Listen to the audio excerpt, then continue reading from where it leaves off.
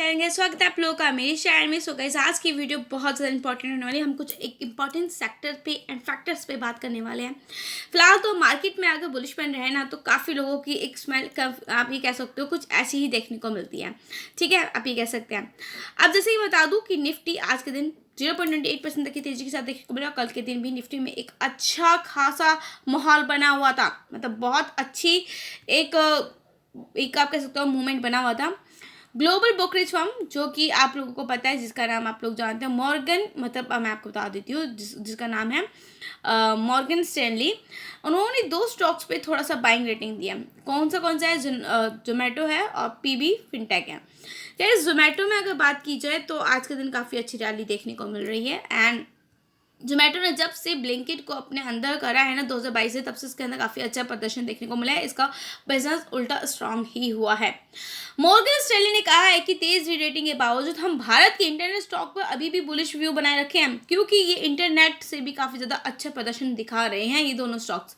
Guys, साथ के साथ अगर देखा जाए तो इनका देखिए, हम कभी स्टॉक को सिलेक्ट करते हैं तो हम उसमें ऑपरेटिंग माहौल जो होता है, उसका ट्रैक रिकॉर्ड, आउटलुक, वैल्यूएशन, ये सबको ध्यान में देखकर सिलेक्शन करते हैं। इन सभी मानदंडों पे जोमेटो और पीबी फिनटेक काफ़ी अच्छे खड़े उतरे हैं। कैसे इनकी इकोनॉमिक सिचुएशन काफ़ी ज़्यादा अच्छी होती चली गई है। गतिशीलता के साथ वर्तमान में काफ़ी ज़्यादा अच्छी, मतलब एक तरीके से क्या कह सकते हो, बराबर बैलेंस बनाया हुआ है। माइक्रो कैप मैक्रो कैप कंपनियां काफ़ी अच्छी प्रदर्शन कर रही हैं। देखिए, आने वाले फ्यूचर में इनका कंपटीशन बहुत ज़्यादा स्ट्रांग होने वाला है। एंड मॉर्गन स्टैनली का मानना है कि ब्लिंकिट को प्रॉफिटेबल हासिल करने में संघर्ष करना पड़ सकता है, जो कि करंट ट्रेंड को पूरा करने में विफल भी हो सकता है ये ब्लिंकिट। ठीक है, साथ के साथ देखा जाए जोमेटो जो है 23 जुलाई 2021 में बीएससी और एनएससी पे आया था। 115 रुपये के प्राइस पे 116 रुपये पे लिस्टेड हुआ था, जो कि इसका आईपीओ 76 रुपये का था। लगभग 53% तक का प्रीमियम लिस्टिंग देखने को मिला था। गाइस, अपनी लिस्टिंग के एक साल बाद जोमेटो ने 27 जुलाई 2022 को 40 रुपीज़ के ऑल टाइम हाई नीचे स्तर को छुआ था। तब से स्टॉक ने एक तरफा रैली दिखाई है, जो 13 मई 2024 को 207 के अपने ऑल टाइम हाई पे पहुंच गया था। एंड 410% तक की एक रैली दिखाई थी। फिलहाल तो अभी आपको 201 पे देखने को मिल रहा है। गाइस, देखिए, जोमेटो ऑल ओवर देखा जाए तो काफ़ी एक अच्छा स्टॉक निकल कर आता है। एंड देखिए, इसमें बिकवाली का दबाव भी आपको देखने को मिल सकता है। अच्छी बात नहीं, लॉन्ग टर्म के लिए आप इसमें नहीं कर सकते, लेकिन शॉर्ट टर्म में थोड़ा सा आपको बिकवाली देखने को मिल सकती है। तो इफ़ आप लॉन्ग टर्म के प्लेयर हो तो इसको इन्वेस्टमेंट के तौर पे देख सकते हो। एंड अगर शॉर्ट टर्म के हो तो थोड़ा सा आपको इस पे नज़र बनाकर चलनी पड़ेगी। ठीक है, इस चीज़ को थोड़ा सा ध्यान में लेकर चलना पड़ेगा। एंड साथ ही साथ गाइस, अगर आप देखोगे ना, देखिए ग्रीन एनर्जी का बहुत ज़्यादा बोलबाला होने वाला है शेयर मार्केट में। इससे बहुत स्टॉक्स, मतलब आप कह सकते हो, जो मल्टी बैगर स्टॉक बने हुए हैं और कुछ ही समय में 200% से भी ज़्यादा 500% तक का रिटर्न दिया भी है। एंड गाइस, आज मैं ऐसी कुछ एक कंपनी के बारे में बात करने जा रही हूँ, जिसका नाम है आयोनेक्स विंड। आज के दिन भी काफ़ी अच्छी रैली देखने को मिली, 0.60% तक की। गाइस, आयोनेक्स विंड कंपनी के बारे में बताने से पहले मैं आपको बता दूँ, इस कंपनी ने पिछले एक साल में अपने इन्वेस्टरों को शानदार रिटर्न दिया। कंपनी के लिए गाइस एक बुलिश आपको मोमेंटम देखने को मिल रहा है। इस काफ़ी एक्सपर्ट्स का ये भी कहना है कि आने वाले समय में आयोनेक्स कंपनी अच्छा रिटर्न दे सकती है। गाइस, देखिए, आपको आयोनेक्स विंड लिमिटेड की शेयर्स होल्डिंग एक्सपर्ट्स के टारगेट और इसके अलावा प्रदर्शन भी काफ़ी लोगों ने बताया होगा। काफ़ी सारे लोगों ने देखिए, एनालिसिस तो हर कोई करता है, लेकिन डिपेंड करता है कि आप किस तरह तक एनालिसिस करके चल सकते हैं। गाइस, आयोनेक्स विंड जो कि पवन ऊर्जा बिजली बनाने के लिए अपने कंपोनेंट का निर्माण करती है। गाइस, वर्तमान में यह कंपनी शेयर मार्केट में 140 रुपीज़ के भाव पर अभी आपको देखने को मिल रही है। ठीक है, आसपास से ट्रेड कर रही है। गाइस, एक्सपर्ट्स ने कहा है कि फाइनेंशियल आंकड़ों पिछले जो प्रदर्शन था उसके हिसाब से इस शेयर के लिए 2026 तक 632 रुपये तक का टारगेट रखा गया। 632, आप सोच रहे हो कितना? आप कह सकते हो 100 200, मतलब 6 गुना इसका टारगेट रखा गया है। जैसे एक साल में इस कंपनी ने 271% तक का रिटर्न दिया है। आयोनेक्स विंड लिमिटेड के द्वारा अच्छा प्रदर्शन करने और उस एक मजबूत कंपनी होने के कारण शेयर मार्केट एक्सपर्ट इस शेयर को खरीदने की भी सलाह देते हैं। गाइस, अभी जैसा देखा जाए, इसका स्टॉप लॉस आप 118 लेकर चल सकते हो, और टारगेट गाइस मैं आपको कहूंगी लॉन्ग टर्म का थोड़ा सा लेकर चलिएगा, 632 तक का। गाइस, मई क्वार्टर में आयोनेक्स विंड ने देखा जाता है कि लगभग 52% तक की हिस्सेदारी प्रमोटर्स के पास देखने को मिली है। एंड जिनमें मार्च क्वार्टर की तुलना में कोई परिवर्तन नहीं हुआ है। मई 24 क्वार्टर में रिटेल इन्वेस्टर्स की हिस्सेदारी 27% तक थी, वहीं मार्च क्वार्टर में 27.39% थी। देखिए, 27.58 से मतलब पहले कम थी फिर बढ़ी है। एंड यही अगर एफआई की हिस्सेदारी बोलो तो पहले एफआई की हिस्सेदारी अभी 24 मई 24 में आयोनेक्स में कुल हिस्सेदारी जो एफआई की देखने को मिलती है जो 10.33 थी, जो कि मार्च 24 में 9.46 थी। आप ये कह सकते हो कि एफआई की हिस्सेदारी भी बढ़ी है। ठीक है, आयोनेक्स विंड ने मतलब जो बहुत अच्छा प्रदर्शन दिखाया है, लगातार अपनी शेयर की मांग इसकी बढ़ती गई। आयोनेक्स ने पिछले एक साल में 271% का रिटर्न देकर 6 महीने में 40% तक का रिटर्न दिया है। गाइज मैं आपको ये कह सकती हूँ 2026 तक मतलब काफ़ी अच्छा ये रिटर्न अभी भी दे सकता है। एंड 5 साल में कम से कम नियर 700% तक का रिटर्न दे चुकी है कंपनी का मार्केट कैप की बात करो ना तो 18,000 करोड़ का कंपनी का मार्केट कैप है। एंड मार्च 24 में कंपनी का कुल रेवेन्यू 563 करोड़ रुपये रहा था, जो कि दिसंबर क्वार्टर में 507 करोड़ रुपये था। गैस मार्च क्वार्टर में कंपनी का कुल प्रॉफिट 37 करोड़ रुपये रहा, जो दिसंबर क्वार्टर से 18 गुना ज़्यादा है।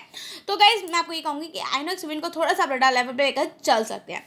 चलिए गैस एक और मुद्दा निकल कर आता है हमारे सामने, क्वांट म्यूचुअल फंड का। गैस क्वांट म्यूचुअल फंड की बात करूँ ना तो गैस इसके अंदर थोड़ी सी मतलब कह सकते हो कि फंड पे छापा छुपा पड़ा है। मतलब देखिए मैं आपको बता दूं कि जो फ्रैंकलिन है ना, फ्रैंकलिन का मामला तो याद ही होगा। अभी तक इस म्यूचुअल फंड ने हाउस के सभी इन्वेस्टरों को उनके पैसे वापस नहीं मिल मतलब लोग कहा जा रहा है कि नहीं मिल सके हैं फ्रैंकलिन के, अभी तक पैसे नहीं मिले हैं। जिस समय में अमेरिकी फंड हाउस फ्रैंकलिन टेम्पलन मुसीबत में घिरी हुई थी, लगभग उसी समय काल में एक भारतीय म्यूचुअल फंड हाउस क्वांट तेजी से उभर रहा था। मतलब फ्रैंकलिन के टाइम पे ही क्वांट फंड उभरा था, क्वांट म्यूचुअल फंड। ठीक है, अब खबर आई है कि बाजार जो नियामक सेबी है उसने कारोबार को लेकर क्वांट के खिलाफ जांच शुरू की है। एंड कल के दिन गाइस कई ठिकानों पर छापेमारी भी हुई थी।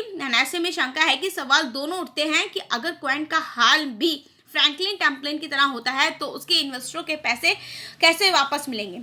मतलब ये सब मुद्दा क्वांट म्यूचुअल फंड के लिए खड़ा हो रहा है। देखिए सबसे पहले आपको ये बता दूं कि क्वांट देश की सबसे बेस्ट परफॉर्मेंस करने वाले म्यूचुअल फंड हाउस में से एक है। उसकी लोकप्रियता इतनी तेजी से बढ़ रही है कि साल 2020 में जहां कंपनी के एसेट अंडर मैनेजमेंट सिर्फ 258 करोड़ रुपए था, वहीं 2024 में यह बढ़कर 90,000 करोड़ रुपए पहुंच गया। अभी कंपनी के पास करीब 80 लाख निवेशक हैं। एंड सेबी ने कंपनी की फ्रंट रनिंग गतिविधियों में खामी पाई है और उसके मुंबई व हैदराबाद स्थित ठिकानों पर छापेमारी भी की है। हालांकि क्वांट म्यूचुअल फंड ने कहा है कि वह नियामक की जांच में हर तरह का सहयोग करने के लिए प्रतिबद्ध भी है। ये सब चीजें के सामने आ रही हैं। मतलब बाजार नियामक ने सेबी को कंपनी की ओर से अनैतिक और गैर कानूनी ट्रेडिंग की शिकायत मिली है। क्वांट ने फ्रंट रनिंग ट्रेडिंग की जिसका असर निवेशकों पर भी पड़ेगा। फ्रंट रनिंग से तात्पर्य शेयर बाजार में गलत व्यवहार से है, जहां एक इकाई अपने कस्टमरों को जानकारी उपलब्ध कराने से पहले ब्रोकर या विश्लेषक से मिली जानकारी के आधार पर कारोबार करती है। गाइस मैं आपको बता दूं कि क्या बोली लगाई है। देखिए क्वांट ने अपने इन्वेस्टरों को लिखे नोट में कहा है कि हम आपको आश्वस्त करना चाहते हैं कि क्वांट म्यूचुअल फंड एक विनियमित इकाई है और हमें किसी भी समीक्षा के दौरान नियामक के साथ सहयोग करने के लिए सहयोग करने के हमेशा पूरी तरह प्रतिबद्ध है। हम सभी आवश्यकता सहायता प्रदान करेंगे। सेबी को नियमित और जरूरत के हिसाब से आंकड़े प्रस्तुत करने ही जारी रखे गए हैं। देखिए ये सब चीजें इसके अंदर देखने को मिल रही है। तो आपको ये कहूंगी कि क्वांट में हाँ ठीक है, कंपनी बंद होगी नहीं होगी ये सारा मुद्दा खड़ा होता है तो टेंशन लेने की कोई जरूरत नहीं है। अब देखते हैं आगे क्या रिपोर्ट में निकल कर आता है। साथ ही अगर इस बात करूं वारी रिन्यूएबल के बारे में, देखिए देश में बढ़ती हुई नवीकरणीय ऊर्जा की मांग को देखते हुए देखा जा रहा है कि जो इनसे जुड़ी कंपनियां हैं ना उनमें काफ़ी एक अच्छी तेजी देखने को मिल सकती है। देखिए ग्रीन सेक्टर एनर्जी सेक्टर की कंपनियां एक से बढ़कर एक है एंड रिन्यूएबल एनर्जी के साथ देखने को मिल रही है। कंपनी को राजस्थान में अक्षय ऊर्जा से जुड़ी हुई बड़ी परियोजना को विकसित करने का एक ऑर्डर प्राप्त भी हुआ है। गाइस देखिए वारी रिन्यूएबल टेक्नोलॉजी 412 मेगावाट क्षमता की परियोजना विकसित करने का ऑर्डर मिला है। यह एक सौर परियोजना है। इस परियोजना की सबसे बड़ी खासियत यह है कि यह एक द्विपक्षीय आप कह सकते हो। तो गाइस जैसा कि मैं आप लोगों को बताऊं कि वारी रिन्यूएबल के बारे में, गाइस देखिए मैंने आपको बताया 412 मेगावाट की क्षमता रखता है। रिन्यूएबल एनर्जी को यह ऑर्डर जो मिला है ना वो OCON एनर्जी से मिला है, ठीक है, जो उसकी सहायक कंपनी है जूना रिन्यूएबल की ओर से प्राप्त हुआ है। कंपनी का कहना है कि वो इस परियोजना के लिए 540 वॉट पीक क्षमता वाले द्विपक्षीय सोलर मॉडल की आपूर्ति करने वाला है एंड जिसने आने वाले वर्ष 2025 के मार्च में ही महीने तक वो पूरा करना है ये ऑर्डर, ठीक है। कैसे कि सोलर मॉडल की तो ये एक ऐसा सोलर मॉडल होता है जिसमें प्रयोग किया जाने वाला सोलर पैनल आगे और पीछे दोनों ही ओर से ऊर्जा उत्पादन में सक्षम होता है। ये चीज़ें आप लोगों को क्लियर हो गई होंगी। गैस देखिए, टेक्नोलॉजी के तौर पे देखा जाए तो ये काफ़ी अच्छी कंपनी है, ठीक है। वारी रिन्यूएबल एंड 52 वीक हाई देखा जाता है गाइस इसका 1963 से भी ऊपर, मतलब अभी तो 2015 पे हमें देखने को मिल रहा है, काफ़ी अच्छी इसके अंदर तेज़ी देखने को मिली। कल ये 1963 पे क्लोज हुआ था गाइस। इसका अगर निचला लेवल देखोगे ना, जो लो लेवल है वो 213 रुपये देखने को मिलता है। अधिकतम मूल्य 3037 रुपये, जो 52 वीक हाई है गाइस। कंपनी ने अपने शेयर होल्डर को बीते कुछ वर्षों में मालामाल कर दिया है। कंपनी का जो है ना, अपने 5 साल में काफ़ी अच्छा, मतलब 67,000% तक का रिटर्न दिया। एंड 3 साल में अगर बात की जाए तो 7800% तक का रिटर्न दिया। साल भर में 114% तक का रिटर्न दिया। 6 महीने में 439% तक का रिटर्न दिया। मार्केट कैप मात्र 20,000 करोड़ का है गाइस। रिन्यूएबल एनर्जी, वारी रिन्यूएबल एनर्जी काफ़ी अच्छी कंपनी है।